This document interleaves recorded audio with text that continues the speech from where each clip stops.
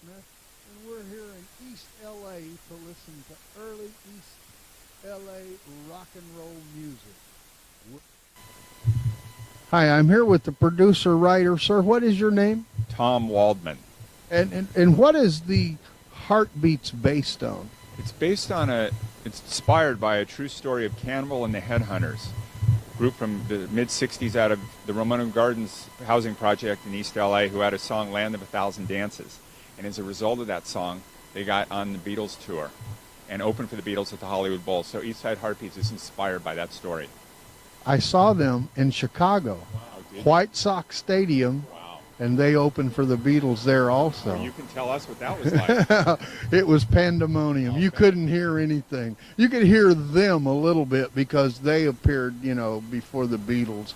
But the Beatles arrived in a helicopter out on second base, and from the second they spotted the helicopter, everybody, mostly young girls though, all you heard was a scream the rest of the day. You could not hear any Beatle music. But you could hear na, na, na, na, na. Did they write that song? They didn't write that song, but they interpreted it in their own unique way. They certainly did. I loved their version The of it. The story is that the lead singer forgot the words. And so right there, spur of the moment, na, na, na, na, he made it up. That's it. They added that part to it. They did. That's interesting. I never knew that. I love that song. I was in a band at the time when we used to do it. And you, sir, what is your name? Kenna wrote it, yeah. My name is Steve Feinberg, and I'm directing this production of the show. And how long is the run going to be here? It's going to be a month, this run. We ran it for, January and February. Sold out, and so we brought it back, and we'll see where it takes us. And you're doing weekends only? Friday, Saturday, two shows on Saturday, one show on Sunday, so 4 shows a weekend, yeah. Very good. What are the ticket prices? The tickets are $30 general, and then we have students in Boyle Heights, residents $25 and $20, and respectively, and so it's a pretty good deal for a show. Very good. A lot of music, a lot of dancing, a lot of great acting, and everybody gets their money's worth in here. What is the running time of the show? It runs about 2 hours and 20 minutes. Yeah. And one intermission? One intermission, yeah, 10 minutes.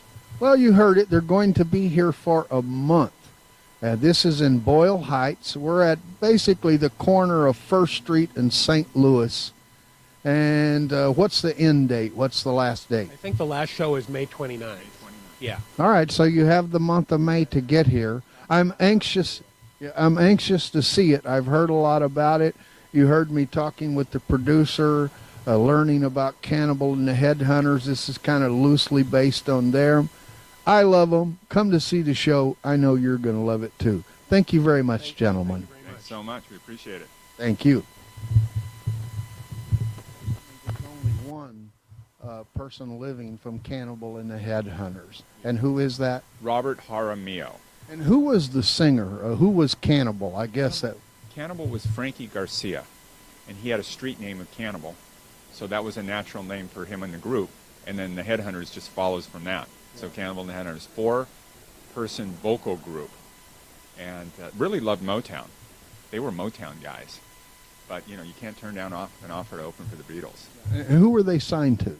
They were signed to Rampart Records here in the East LA label, and then Warner Brothers picked up Land of a Thousand Dances. It became a big national hit, and very big R&B hit. Black audiences particularly dug the song, so it was a big deal. Did they have other hits?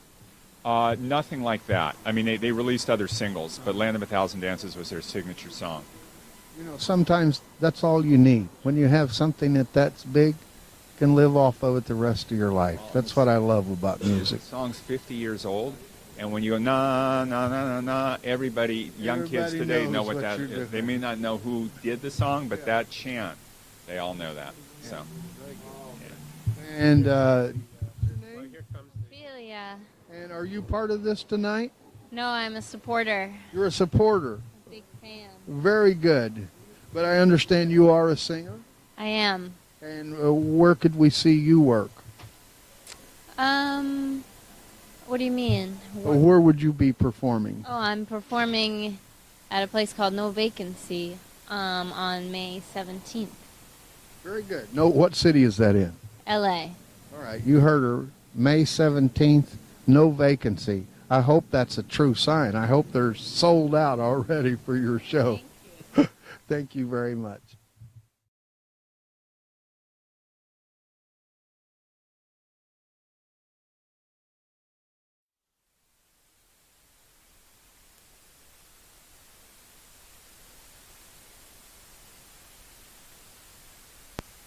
Some music, and I'll let you know what I think as always. I'm ready to have fun. Are you?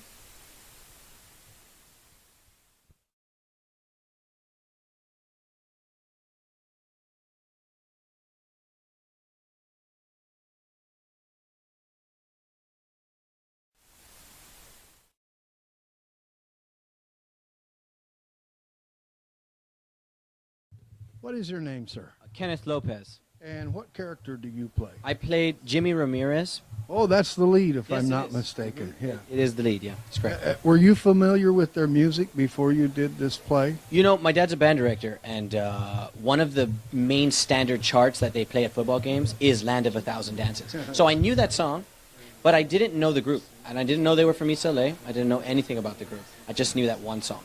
Now, is this your first performance with them, or did you understand they did some performances last fall? Yeah, I was also a part of that as well. I played the same character, Jimmy. Okay, very good.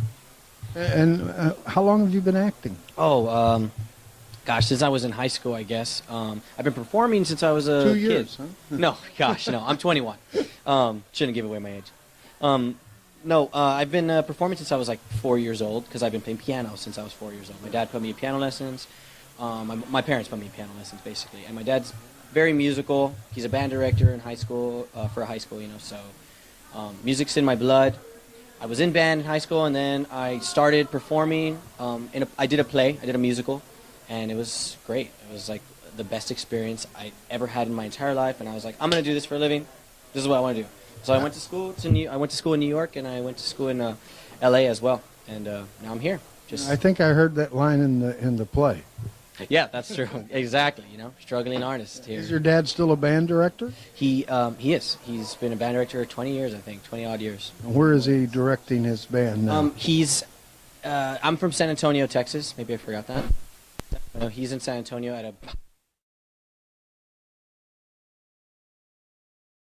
You had though. It was one of these. Like a side team. Or I something. forgot the name of them now. We had a team here in L.A. too. Right. With that.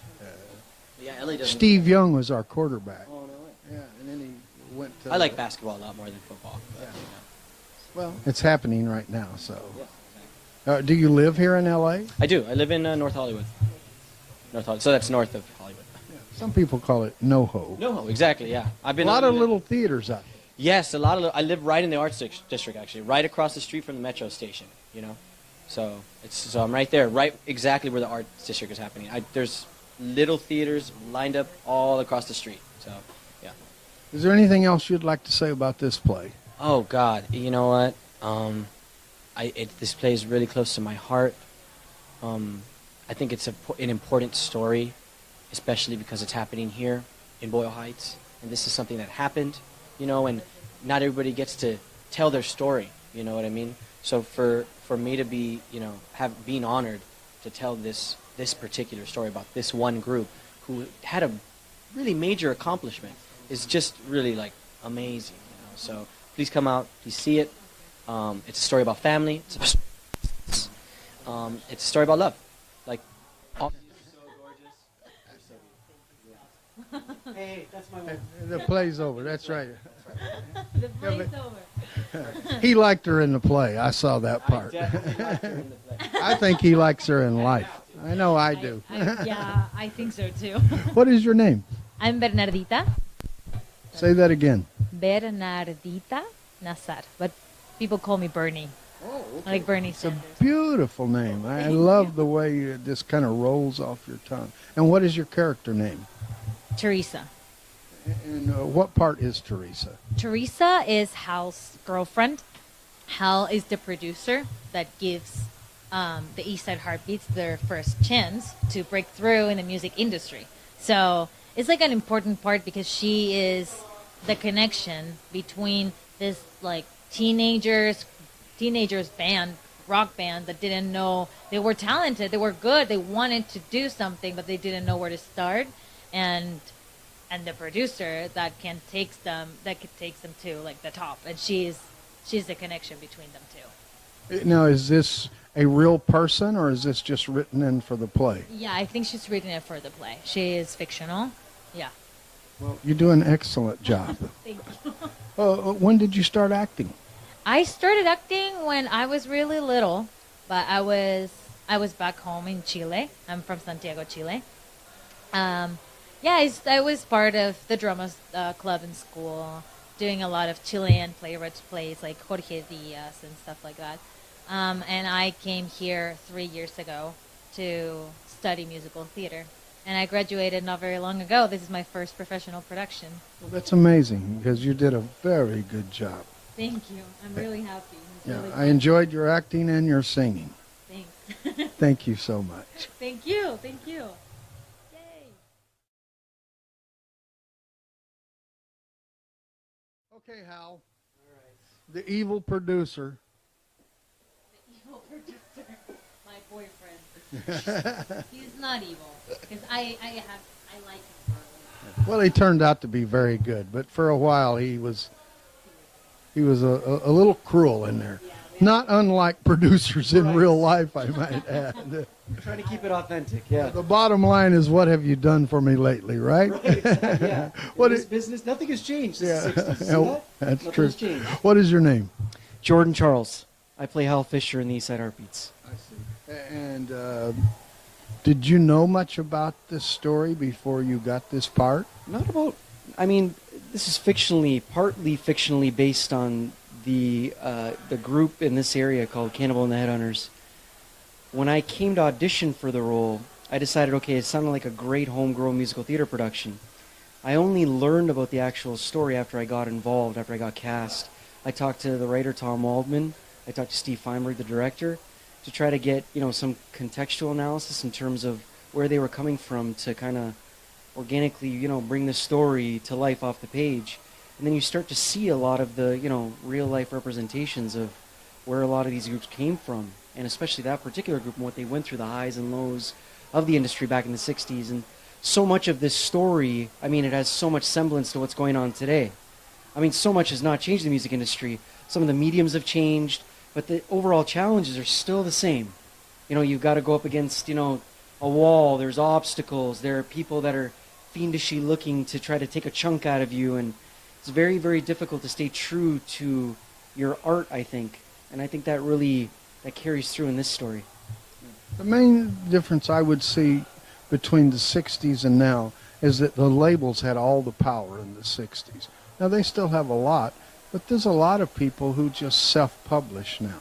They put their music out on iTunes and Amazon, and there was no way to do that then. You were truly at the mercy of someone like you.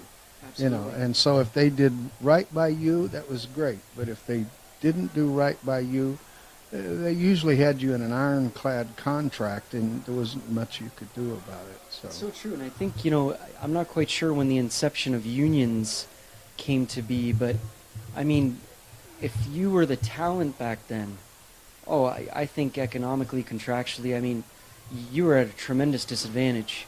I mean, it's almost like, the haves would understand the business and they would control the money and the finances. And I mean, if you had talent, you're musically inclined, but you were considered a have-not. So you're always at the mercy, knocking at the door of someone who has basically your fate or destiny in their hands. And I think that kind of leverage has changed somewhat over the years to where now talent is rising up, largely because the unions have, come to power over the years. But I think back then at its inception, oh my God, I can't even imagine what it was like to be a creative back then. It's got to be so difficult. Thank you so much. Yeah, thank you. I appreciate it. I enjoyed your performance, and I enjoyed the play. Excellent. Thank you. Thank you.